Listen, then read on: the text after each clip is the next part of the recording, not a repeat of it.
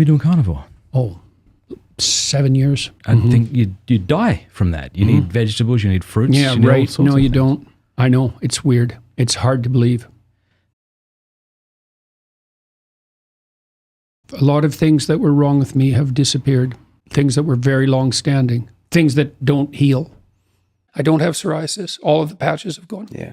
Gum disease, which is incurable. I had gum disease, which never heals. It's 100% gone, and it was very serious. I had multiple surgeries to deal with it. It's completely gone. Gone, 100%. Took about 3 years. My right eye, which was quite cloudy, it's cleared up completely. What else has changed? Well, I lost 50 pounds. It was shocking. I lost 50 pounds in 7 months. You know, and I had gone for a year before that. I ate no sugar, and I didn't lose an ounce. Nothing.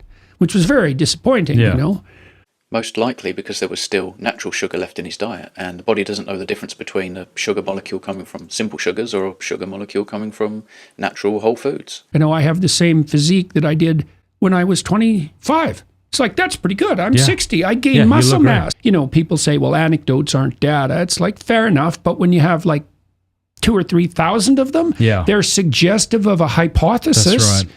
You know, you're going to derive your hypotheses from observation. I'd say there's way more than a few thousand anecdotes just like this out there too. 10 years ago, if you had said this is a viable diet, no one would have believed you. All the nutrition science is rubbish. All of it. Partly because they don't ever do randomized trials. Like, so how can you can see what people eat, you can correlate with an outcome. It's completely useless. It's completely misleading. You have no idea because there's nothing controlled. You know, people who eat more beef have more heart disease. It's like, yeah, what else are they doing? Well, 1,000 other things. Yeah. Most average people that eat a lot of red meat have heard that it's unhealthy and they don't really care about their health. And so they're typically having their red meat inside a bun with seeds, and they're having it with lots of sugary sauce and a soft drink or a can of beer. They don't care about moving or optimizing their sleep. And so it's nonsense. Well, how do you control for all 1,000? Well, you do random assignation to group. It's the only way to control it. There's no other way. The correlational studies are useless. They're useless, and there's hundreds of them.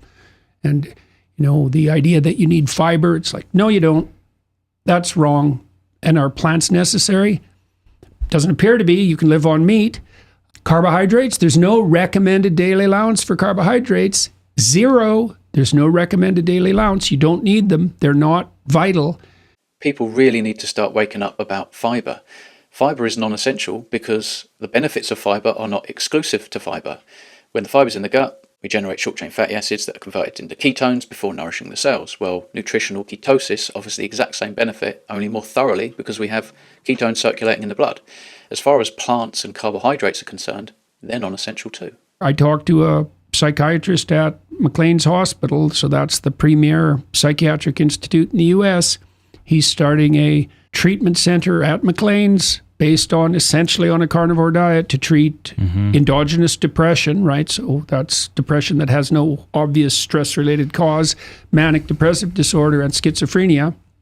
I've never believed those were psychological diseases. I thought, no, there's something wrong, especially with schizophrenia and manic depressive disorder. Well, depression too, for that matter. We know that it's associated with inflammation. That's been known for a long time. He thinks they're metabolic diseases, and he thinks he can treat them with the carnivore diet. You know, so there are serious people taking a look at this. This is really great because I, for one, have cured my depression on a carnivore diet. It only took 3 weeks. And I would have loved to have heard this from a professional other than just the answer is drugs and therapy. I don't know what they call it, like meat phobia, meat fatigue. I don't know, where the idea of eating meat was disgusting. Did you go through that? No, I don't get tired of meat. And like, Great. And you know, the diet could be worse. I could be eating nothing but porridge. Yes. You know, if you have to eat Good way to one look at it. thing, Yeah, steak will do. well, right. Meat. Good. Most things I don't miss. I miss dairy and sugar. Sweet. I miss sweet ice cream, for example, has been a real problem. It's a shame we can't tolerate cream and eggs because you can make some pretty healthy ice cream with that. I should say for me personally, it does seem that I feel by far the best when I eat only meat, especially when I eat once a day. My mind is almost like nervously focused. It's almost like an anxiety, but a positive one, or one that I can channel into just like an excitement. You know, I wonder how much of that's associated with, well, imagine that that signifies lack of food, which is not that hard to imagine. Well, maybe you should be a lot more alert in that situation, right? Yeah. Biologically speaking, because you're in hunting mode, let's say, not desperate, but in hunting mode. We're designed to be hyper-focused when fasted because it's a survival mechanism. I just feel a lot of the things that make me feel weird about food, like a little groggy or like full or just whatever. The aspects of food that I don't enjoy, they're not there with meat. Well, I hope you found this interesting. Please like, comment and subscribe if you haven't already, and I will see you in the next one. Cheers, guys.